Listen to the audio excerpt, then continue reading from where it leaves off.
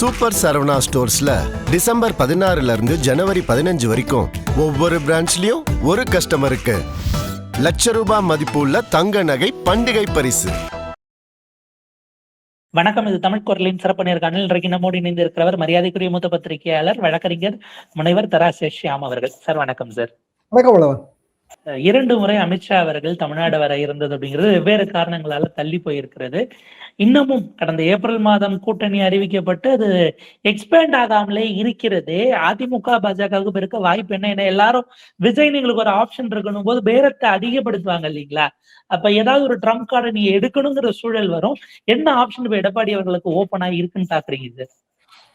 எடப்பாடி அவர்களுக்கு எல்லா ஆப்ஷனும் இருக்குங்க. இப்போ விஜயோட கூட்டணிக்கு தயாராக இருக்கக்கூடிய கட்சிகள் நமக்கே ஒரு ப்ரொஃபைல் தெரியும் இல்லைங்களா? இப்போ டிடிவி, ஒருவேளை தேமுதிக, இல்லை புதிய தமிழகம் மாதிரியான கட்சிகள், இவங்க எல்லாமே ஒரு காமன் ஃபேக்டர் என்ன தெரியுமா? அவங்களுக்கு இருக்கிற ஒரு சில தொகுதிகள் ஆதரவு, அந்த ஒரு சில தொகுதிகளையும் அவங்க தனித்து போட்டியிட்டு வெற்றி பெற முடியாது.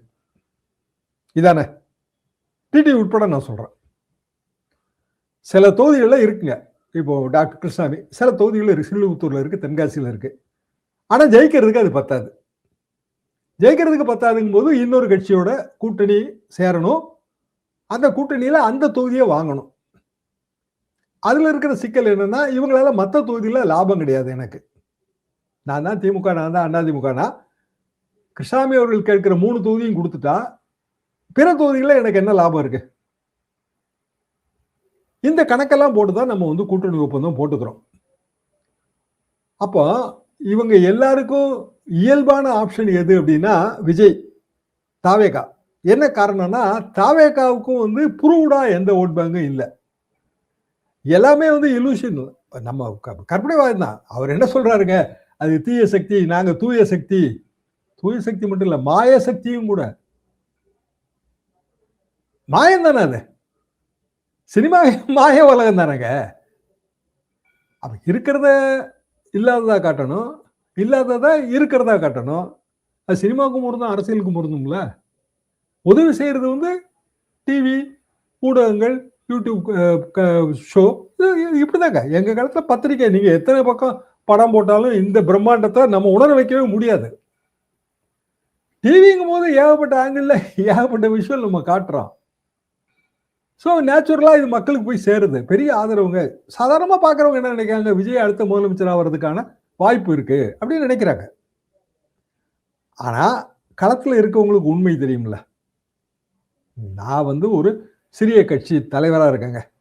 எனக்கு 2 தொகுதியில் தான் செல்வாக்கு இருக்கு. 2 தொகுதியில ஜெயிக்கணும். விஜய்கிட்ட சேரலாம், அதிமுக சேரலாம். 2 ஆப்ஷன் இருக்கு. இந்த ஆப்ஷன்ல எது பெட்டர் ஆப்ஷன் பார்ப்பேன். ஏன்னா எனக்கே 2 தொகுதி தாங்க இருக்கு. 2ல கூட 1 தான் தருவாங்களா இருக்கும் கூட்டணி கட்சியில. அப்ப அதுல நான் ஜெயிக்கணும். எனக்கு எது பெட்டர் ஆப்ஷன்? எது பெட்டர் ஆப்ஷனா தெரியும்னா, அடிப்படை கட்டுமானம் சரியாக இருக்கக்கூடிய, பொருளாதார ரீதியிலான வசதி இருக்கக்கூடிய, அடிப்படை கட்டுமானத்திலையும் அந்த தொகுதி ஜாதியில முக்கியத்துவம் இருக்கக்கூடிய அந்த மிஷினரி இருந்தா மட்டும்தான். இப்போ உடச்சே பேசலாம். நான் அப்ப டாக்டர் கிருஷ்ணாமி நான் தான். தேவேந்திர குல வேளாளர்கள் என்னோட ஓட் பேங்க். அது மட்டும் எனக்கு பத்தாது. அங்க மற்ற கம்யூனிட்டி இருப்பாங்க, அவங்க ஓட்டு வேணும். அப்ப நான் கூட்டணி சேரக்கூடிய கட்சியில இருக்கிற அந்த தொகுதியில் இருக்கிற பிரமுகர்கள் எனது ஜாதியை சேராதவர்களாகவும் இருக்கணும். அதே நேரத்தில் அவங்க எல்லா ஜாதிக்கும் பொதுவானவர்களாகவும் இருக்கணும். இதுல விஜய் கட்சியில இருப்பாங்க இப்படி. ஆனா அவங்க தொகுதி முழுவதும் தெரிந்தவர்களா இருக்க மாட்டாங்க. ஏன்னா கட்சி புதுசா வருது. நியூமரிக்கலி அவங்க வேல்யூ ஆட் பண்ணணும். நிச்சயமா ஆட் பண்ணணுங்க. வேல்யூ ஆட் பண்ணணும். இல்லாம நானே ஒரு தொகுதி 2 தொகுதி தான் வச்சிருக்கேன், எனக்கு அந்த ஒரு தொகுதியில ஜெயிக்கிற வாய்ப்பு, அப்ப அதிமுகவா விஜயா அப்படிங்கிற அந்த காம்பினேஷன்ல தான் போவேன். அப்படி இல்லைன்னா என் கட்சிங்க இதுக்கு அங்கீகாரம் வேணும். தேர்தல் கமிஷன்ல அங்கீகாரம் வேணும்னா இத்தனை சதவீதம் ஓட்டு வாங்கணும். பாருங்க, சீமான் கட்சி ஆரம்பிச்சாரு, 1% தான் இருந்தாரு. அடுத்தடுத்து போட்டிட்டு இன்னைக்கு அங்கீகாரம் வாங்கிட்டாரு. அதே விடுதலை சிறுத்தைகள் பாருங்க, அவங்க திமுக கூட்டணியிலே தொடர்ந்து நீடிச்சாங்க. ஒரு 6-7 தொகுதியை வாங்கிட்டாங்க, இன்னைக்கு அங்கீகாரம் வாங்கிட்டாங்க. அப்போ எனது ஸ்டெப், அடுத்த ஸ்டெப் என்ன? என் கட்சிக்கு அங்கீகாரம் வாங்குதல்.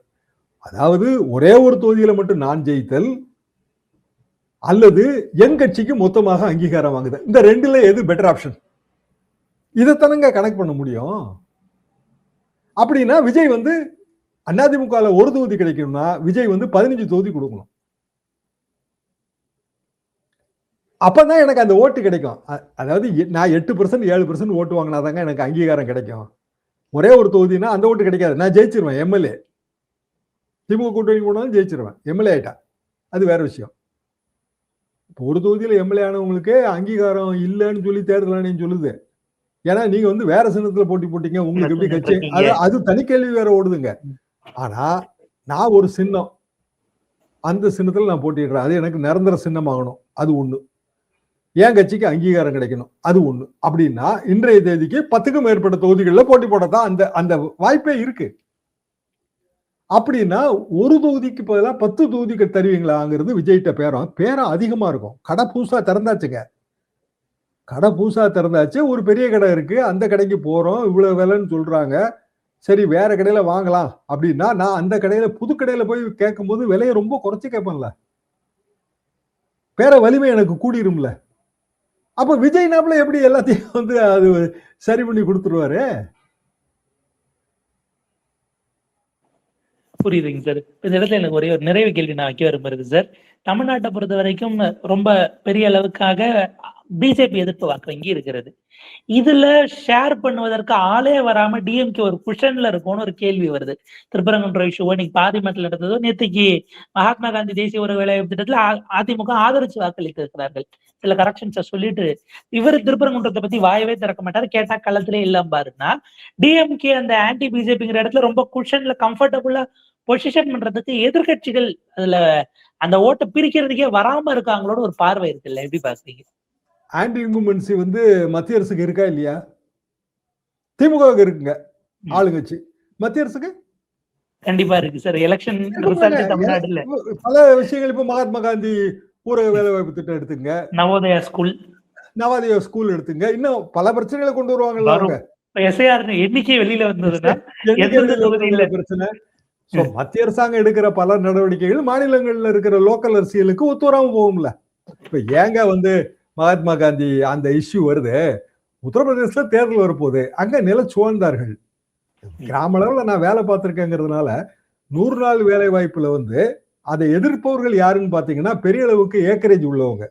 ஏன்னா அவனுக்கு வந்து அக்ரிகல்ச்சர் சீசன்ல எனக்கு ரொம்ப காஸ்ட் ஆகுது, கூலி அதிகமா கேட்காங்க, இல்லைன்னா 100 நாள் வேலை வாய்ப்பு போயிடுறாங்க. இது குரல் நீங்க எல்லா இடத்துலயும் கேட்கலாம். தமிழ்நாட்டுல வந்து அது கம்மி. என்னன்னா நம்ம நில உச்சவரம்பு சட்டம் கொண்டு வந்துட்டோம் ரொம்ப காலத்துக்கு முந்தையே. வாட் எவர் இட் இஸ், இங்க வந்து 10 ஏக்கர் 15 ஏக்கர்லாம் ரொம்ப கம்மியான நம்பர்ல தான் இருக்கு. 2 ஏக்கர் 3 ஏக்கருக்காரங்க நிறைய இருக்காங்க. அவங்க கூட 100 நாள் வேலை வாய்ப்பு திட்டத்துல அவங்க பதிவு பண்ணியும் போறாங்க. 2 ஏக்கர் வச்சிருக்காங்கன்னு வைங்களேன், அவங்க மிஸ்ஸஸோ இல்லைன்னா அவங்களோ பதிவு பண்ணி போறாங்க. இங்க வந்து 100 நாள் வேலை வாய்ப்பு திட்டம் வந்து லாபம். கொஞ்சம் போல நிலச்சுவாந்தார்கள் எதுக்குறாங்க. இது அப்படியே நீங்க உத்தரப்பிரதேசம் இல்லைன்னா வந்து ராஜஸ்தான், மத்திய பிரதேசம் பிஜேபி எங்கெல்லாம் எய்ம் பண்ணுதோ அங்க போனீங்கன்னா அவங்க வந்து இதே வேண்டாங்கன்றாங்க. என்ன காரணம்னா அவங்களுக்கு அந்த லோக்கலா அந்த காஸ்ட் கட்டுப்படி ஆக மாட்டேங்குது. இப்ப கரும்பு மாதிரியான ஒரு பெரிய விவசாயம், ஈவன் மகாராஷ்டிரால கூட அந்த பிரச்சனை இருக்கு. அப்ப அவன் வந்து கவர்மெண்ட்டை முதல்ல இருந்தே அந்த லாபி என்ன சொல்லிச்சு அப்படின்னா, நீ வந்து இதை கட் பண்ணு. ஏற்கனவே ஃபண்டிங்கே கொடுக்கறது இல்லைங்க. எங்க ஊர்ல எல்லாம் இன்னும் பணம் வராம இருக்கு. 100 days ஒர்க்குக்கு நான் போய் எனக்கு பணம் வராம இருக்கு, ஃபண்டிங் இல்ல. இதெல்லாமே கிட்டத்தட்ட ஒரு வருஷமா இருக்கிற பிரச்சனை. இப்போ வந்து 100 நாளை நாங்க 125 நாள் ஆக்கிட்டோன்றாங்க. ஆனா உண்மையிலே வேலை வரவே வராது. ஏற்கனவே 30 நாள் 40 நாள் தான் வேலை வந்துட்டு இருந்தது. 125 நாள்லாம் நீங்க அக்ரிகல்ச்சர் சீசன்ல இல்லைன்றீங்க.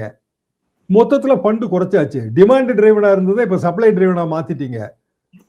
பேரை மாத்தினதே வந்துங்க அதுல ஒரு கான்ட்ரவர்சி வரட்டும் தான் மாத்தினாங்க. கடைசியா அது மகாத்மா காந்தி ஊரக வேலை வாய்ப்பு திட்டம்லாம் யாரும் சொல்றது இல்ல, 100 நாள் வேலை வாய்ப்பு திட்டம் தான் அதுக்கு பேரு.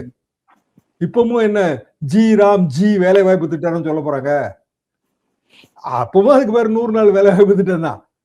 ஆனா அந்த திட்டத்தோட குரல் விலையை நெரிச்சிட்டாங்க, செத்துருச்சு. அது இனிமேல் ஒரு கேரண்டிங்க, அது கேரண்டி இல்லைன்னு ஆயிப்போச்சு. இப்போ இதெல்லாம் வந்து அந்தந்த மாநில தேர்தல்களில் பிரதிபலிக்கும், தமிழ்நாட்டிலையும் பிரதிபலிக்கும். அதுக்கான பதில் சொல்ல வேண்டிய கடமை வந்து கூட்டணி கட்சிகளுக்கு வரும். கூட்டணி கட்சிகளுக்கு வரும்போது அதிமுக சஃபர் ஆகும். அதுல அதிமுகவோட அடிப்படை ஓட்டு வங்கியில முக்கியமானது எதுன்னா ரூரல் புவர், கிராமப்புற ஏழைகள், பட்டியலின மக்கள், இவங்க எல்லாருமே இதுல பாதிக்கப்பட்டிருப்பாங்க இந்த ஸ்கீம்ல. அடுத்த 2 மாசம் 3 மாசத்துல இது தெரிய வருங்க. இப்ப அக்ரிகல்ச்சர் சீசன் ஓடுதா, இப்ப வந்து பெருசா கையை கடிக்காதுங்க. எப்ப தெரிய வரும் அப்படின்னா ஜனவரி பிப்ரவரியில தெரிய வரும். அப்ப திமுக அந்த பிரச்சாரத்தை முன்னெடுத்து போகும். இப்போ அதிமுகவுக்கு எதிராக இருக்கிற ஓட்டு வங்கியும் அது திரட்டும், மத்திய அரசாங்கத்துக்கு எதிராக இருக்கிற ஆன்டி இன்குமென்சி ஓட்டு வங்கியும் அது திரட்டும் இல்லையா? கண்டிப்பாக சார். இது எப்படி போகுதுன்னு பார்ப்போம். ஏன்னா பிரதமர் பொங்கல் வைக்க போறதுங்கிறது விஷயம் இல்ல.